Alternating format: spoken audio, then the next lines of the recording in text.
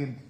ఎన్ని మాటలు చెప్పిన రేవంత్ రెడ్డి గారు ఒకసారి మీరే చూడండి, ఒక్కొక్క వీడియో చూస్తే మీకు అర్థమవుతుంది. ఆనాడు 2 లక్షల రుణమాఫీ డిసెంబర్ 9వ తారీఖే చేస్తామని చెప్పి ఆ రోజు చెప్పిన మాటలు ఒక్కసారి మీరు వీడియోలో చూడండి. ఉందా బాబు? 2 లక్షలు తెచ్చుకోండి, జనవరిలో డిసెంబర్ 9 నాడు నేను రాగానే మాఫీ చేస్తాను. ఇవాళ చంద్రశేఖరరావు ఏమనుకుంటున్నాంటే రుణమాఫీ చేసిన ఓట్లు నాకు పట్టాయి. నేనేం చెప్తున్నా అంటే రుణమాఫీ అయిన వాళ్ళందరూ ముంబై పోయి మళ్ళీ 2 లక్షల రుణం తెచ్చుకొని డిసెంబర్ 9 నాడు నేను మాఫీ చేస్తా. కాబట్టి రైతులందరికీ నేను విజ్ఞప్తి చేస్తున్నా. అయిందా రుణమాఫీ? అయినాదే. మనం సీదా ఒకటే ముచ్చట, రేపు పార్లమెంట్ ఎన్నికల్లో 2 లక్షల రైతులు పండిస్తున్న పంట ఏమైందిరా భయ్? మనం ఒకటే మాట చెప్పాలి ప్రజలకు, 2 లక్షల రుణమాఫీ అయిన వాళ్ళందరూ కాంగ్రెస్ పార్టీ కోటేయండి, రుణమాఫీ కానోళ్ళందరూ కారు గుర్తు కోటేయండి అనేటువంటి చర్చ పెట్టాల్సిన అవసరం ఉంది. ఈ ముచ్చట ప్రజలు చెప్పుదాం. ఏమన్నాడు? డిసెంబర్ 9 నాడే మాఫీ చేస్తా అన్నాడు. కానీ ఆయనకు 9 తారీఖు దాకా ఆగే ఓపిక కూడా లేకుండే. 9వ తారీఖు సోనియా గాంధీ జన్మదినం. ఆ రోజు నేను పదవీ ప్రమాణ స్వీకారం చేస్తా, ఆనాడు మొదటి సంతకం 2 లక్షల రుణమాఫీ మీద పెట్టా అన్నాడు. అది కాంగ్రెస్ పార్టీ ఎవడు గుంజుకపోతాడని భయమైనట్టుంది. 9 తారీఖు బదులు 7 తారీఖే ప్రమాణ స్వీకారం చేసిండు. గద్దెనెక్కేది మాత్రం 2 రోజులు ముంగటికి వచ్చిండు. 100 రోజుల్లో అమలు చేస్తా అన్న హామీలు, 9 తారీఖు నాడే రుణమాఫీ చేస్తా అన్న హామీ మాత్రం అటకెక్కించిన చరిత్ర కాంగ్రెస్ పార్టీది, రేవంత్ రెడ్డిది. మరి ఈ విషయం ఇవాళ మనం ప్రజల్లో తీసుకుపోవాలన్నా వద్దా? ఈ రుణమాఫీ చేస్తానని మోసం చేసిన కాంగ్రెస్ కు రేపు పార్లమెంట్ ఎన్నికల్లో ఓటుతో గుణపాఠం చెప్పే విధంగా ప్రజలకు చెప్పాలి. రెండవది బోనస్. మీరు చూడండి, అది కూడా అప్పుడు ఏం చెప్పిండ్రు బోనస్ గురించి? రెడీయా? రైతులు పండిస్తున్న పంట వరి ధాన్యం. ఇవాళ వరికి కనీస మద్దతు ధర 1960 రూపాయలు ఉంది. కానీ కేసీఆర్ చేతిలో రైతులు మోసానికి గురై ఇవాళ దళారులు మిల్లర్లు 1200కు 1400 కొంటుండ్రు. కాబట్టి 1960 రూపాయలు ఉన్న వరి కనీస మద్దతు ధరకు మించి 2500తో ఒట్లు కొనే బాధ్యత. ఇప్పుడు 2500 వడ్లకు ఇవ్వాలన్నా వద్దా? అప్పుడు ఏమన్నారు? వానకాలం ఎలక్షన్ అయింది, అప్పుడు వడ్లు అమ్ముకోకుండా ఆపుండ్రి, ఇక మేము వస్తున్నాం, రాగానే 500 బోనస్ ఇచ్చి వడ్లు కొట్టమన్నారు. వానకాలం వడ్లు అయితే కొనలే. మరి ఇప్పుడు యాసంగి వడ్లు వచ్చినాయి, మక్కలు వచ్చినాయి.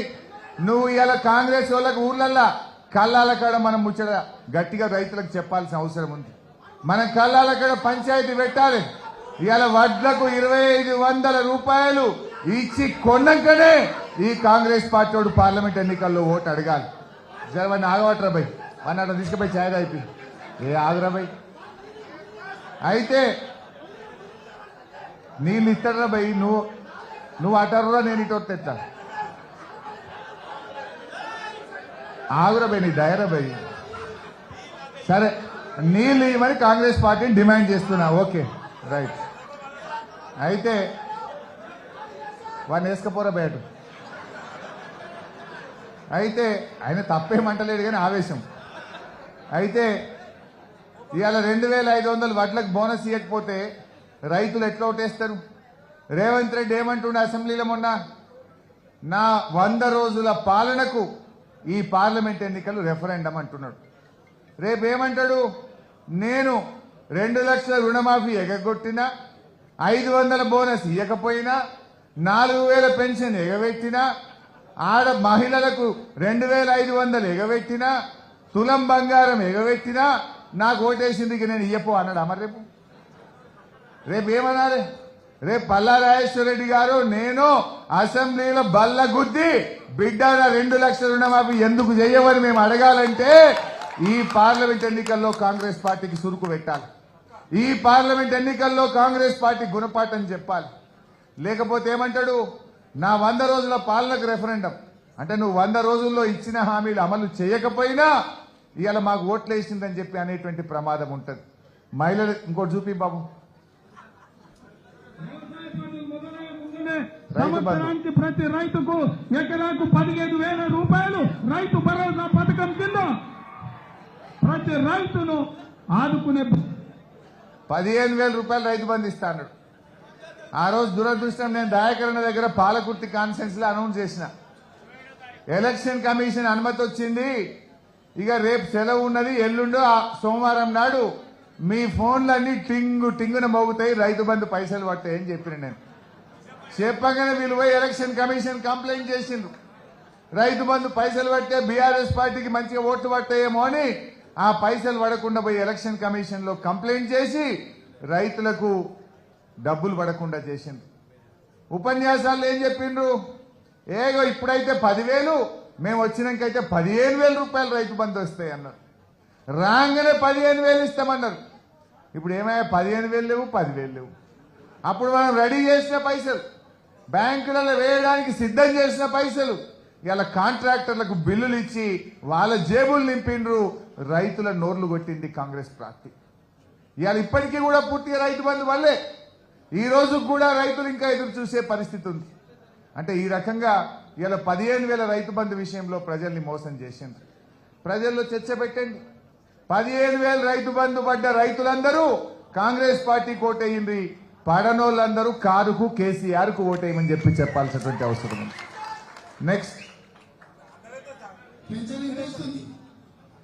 వస్తుంది కదా, వచ్చే నెల నీకు 4,000 నీ ఖాతాలో పడతాయి. వచ్చే నెల డిసెంబర్ 9 నాడు పెద్దమ్మ 2,000 కాదు, ఇందిరమ్మ రాజ్యం వచ్చి నీకు 4,000 రూపాయలు పెన్షన్ వస్తుంది. ఎవరు నడుపుకునే పని లేదు. ఇంతకుముందే సీన్ చెప్పి నీ మనోడు వచ్చి నీ కాళ్ళు ఎత్తుతాడు పెట్రోల్. ఇప్పుడు నువ్వు వచ్చి వస్తాలా బిడ్డ, ఇక మనమడొచ్చి కాళ్ళు వస్తాడు. ఇప్పుడు ఎవడు వస్తాలే? ఈ రాష్ట్రంలో 42,80,000 మంది అవ్వ తాతలకు ఆసరా పెన్షన్ వస్తుంది.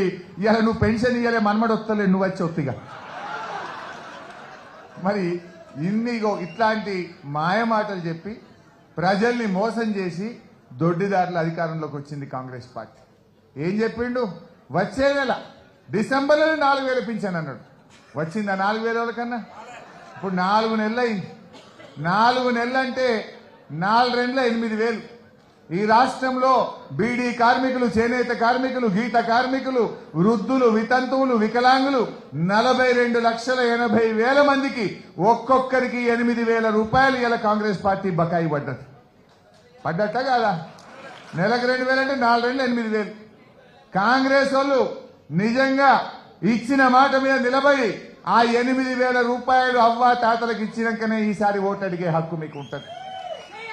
ఇంకా దుర్మార్గం ఏంటంటే, ఇంకా బాధ కలిగేది ఏంటంటే, ఇండ్ల మధ్యలో జనవరి నెల మొత్తం పింఛనే ఎగ్గొట్టారు. ఆ ఇచ్చే 2,000 కూడా ఎగ్గొట్టారు. మధ్యలో ఒక నెల 2,000 ఆయనతో పోయింది.